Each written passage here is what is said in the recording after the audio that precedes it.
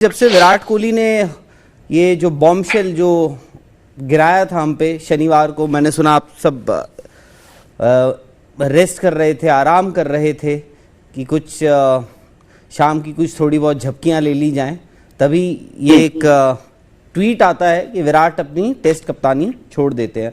हमने अलग अलग प्लेटफॉर्म्स पे तो इस बात का डिस्कशन किया कि भाई कौन अब अगला कप्तान हो सकता है, बट यहाँ पर हम आए नहीं। तो यहाँ पे नीतीश जी का कॉल आया, उन्होंने कहा कि आज हम इस बात पे हम डिस्कशन करेंगे कि कौन है। करिए, शुरू तो नाम जो मैं पहले ही बता देता हूं क्योंकि नाम गिने चुने हैं। रोहित शर्मा का एक नाम है जो सबसे बड़े दावेदार निकल कर आते हैं। उसके बाद केएल राहुल जिन्होंने जोबर्ग टेस्ट में कप्तानी करी। 6 नाम है, 6 या 7 नाम, आप बहुत नाम ले सकते हैं। चलिए मैं बहुत सारे नाम लेता हूं। ठीक है, आज हम सिलेक्शन मीटिंग करते हैं। चलिए ठीक है, उसके बाद एलिमिनेट करते हैं। सिलेक्टर तो हम ही हैं।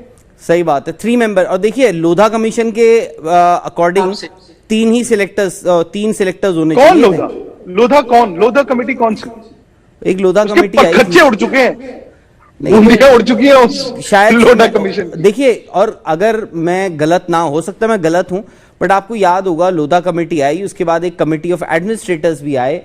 जिस कमेटी ऑफ एडमिनिस्ट्रेटर्स ने विराट कोहली को इतनी पावर दे दी थी उस वक्त कि विराट कोहली जो कहते थे उनके हिसाब से होता था इंडियन क्रिकेट में। उनको कोच में बदलाव चाहिए था, उन्होंने कोच बदल डाला, उन्होंने सपोर्ट स्टाफ बदल डाला, उन्होंने जो मांगा, जो 11 चाहिए थी, जो उन्हें 16 मेंबर टीम चाहिए थी, सब कुछ मिला। और सडनली क्या हुआ, जब वो सीओए चले गए उसके बाद एक बोर्ड आता है जो यूजुअली आपका इतने सालों से चल रहा था कि बोर्ड तो आए गई।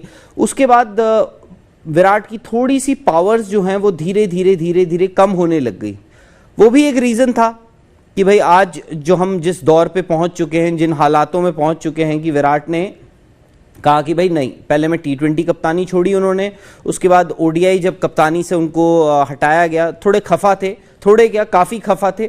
और शायद से ही इसी गुस्सा बोल लीजिए या फिर थोड़ा डिसअपॉइंटमेंट, उसके चक्कर में उन्होंने टेस्ट कप्तानी भी छोड़ दी। क्यों, आप मानते हैं? क्योंकि आपने लोधा कमेटी का जिक्र किया तो मैंने कहा एक बार ये भी पूछ लिया जाए। नहीं, बिल्कुल ठीक बात है, बिल्कुल ठीक बात है। इंडल्ज तो उनको किया ही गया था। हालांकि देखिए, वो उस वक्त अगर आप देखें तो दुनिया में सिक्का विराट का ही चलती है, बल्ले के साथ, कप्तानी के साथ, औहदे में। He was the Pied Piper of world cricket। दुनिया विराट को देखने जाती थी, विराट के बारे में बात करती थी।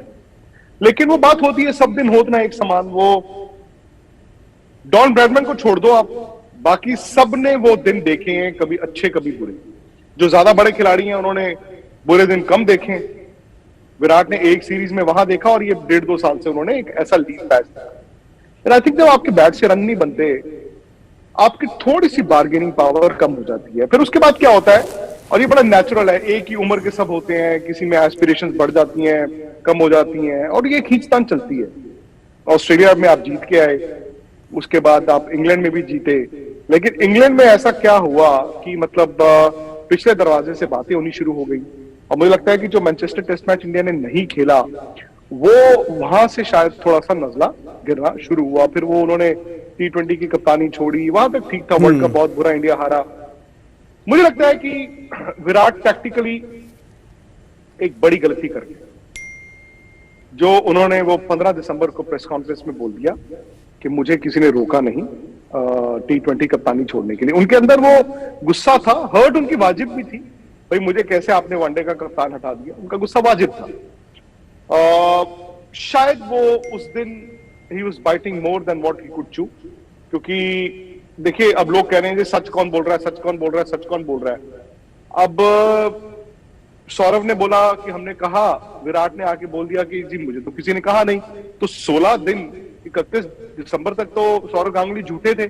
और सौरव गांगुली झूठे क्या, सौरव गांगुली तो बोर्ड प्रेसिडेंट हुए ना, आपके कारण बोर्ड प्रेसिडेंट झूठे हो गए। फिर 31 जनवरी को आके चेतन शर्मा ने बोल दिया कि नहीं जी हमने तो बोला था। अब आप क्या कहोगे कि चेतन शर्मा भी झूठे हैं? अब आपकी हमारी सबकी बातें हुई है। सो मुझे आज तक ये चीज नहीं समझ आई कि विराट को वो कहने की क्या जरूरत थी कि मुझे रोका नहीं गया। अब जो मर्जी माने, वो उस दिन विराट भी समझ गए।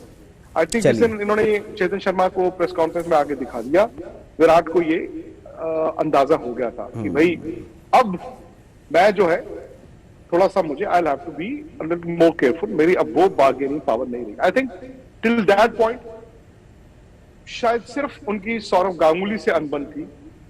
मुझे लगता है कि उस पॉइंट के बाद शायद बोर्ड सेक्रेटरी जय शाह से भी उनके ताल्लुकात रिलेशन बहुत ज्यादा अच्छे नहीं रहे, क्योंकि आप कम से कम एक दरवाजा खोल के रखते हो तब एक जगह आपकी बात हो पाती है। अब एक मैं कहानी पढ़ रहा था, वो सही है शायद कि नहीं मुझे नहीं पता, हमारे दोस्त है चंद्रशेखर लूथरा, उन्होंने लिखी है।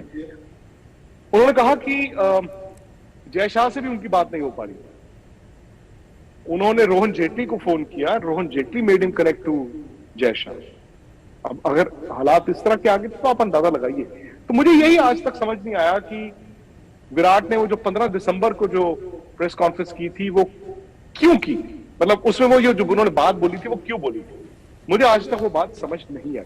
उस दिन तक समझ आ रही थी कि भाई बोर्ड झूठ बोल रहा है और विराट ने आके इन सबको झूठा बना दिया, लेकिन उस शाम सबकी बात हुई, हमने भी बात की थी 4 लोगों से। चलो मैंने तब तक भी मैंने माना कि यार शायद अपने आप को कोई डिफेंड करता है, फिर अपने दोस्त को कोई डिफेंड करता है। चलो उस मीटिंग में मौजूद 4 या 5 लोगों से मेरी बात हुई, सबने कहा, मैंने कहा यार सब झूठ बोल रहे, तो फिर ऑफिशियली आके चेतन शर्मा ने बोल ही दिया। तो अब आई थिंक उसके बाद इट वॉज अनटेनिंग। मैं बहुत चौंका, मुझे बहुत हैरानी हुई कि उन्होंने कप्तानी छोड़ दी। लेकिन जब सुनील गावस्कर ने, आप दोनों बात कर रहे थे स्पोर्ट्स टुडे पे, आपको कहा कि आई वाज नॉट सरप्राइज्ड, ये तो एक्सपेक्टेड था, तो थोड़ा सा अंदाजा हुआ कि हम यहाँ पर बैठे हुए हैं बहुत दूर साउथ अफ्रीका में जहाँ पे टीम है।